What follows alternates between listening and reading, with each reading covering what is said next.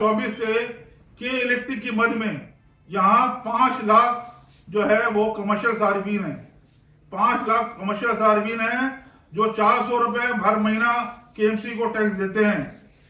2024 से अगस्त से 2025 जुलाई तक इन्होंने 2 अरब 40 करोड़ रुपए दिए।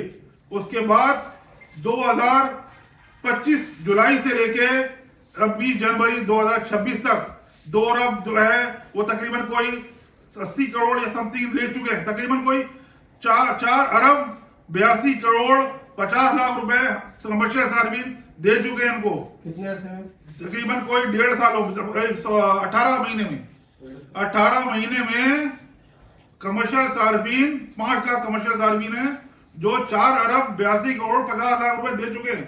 क्या हाल है शहर का, रोडों का, सफाई का, केएमसी की जो है गाड़ी जो फायर ब्रिगेड की, क्या है, कुछ नहीं हो रहा।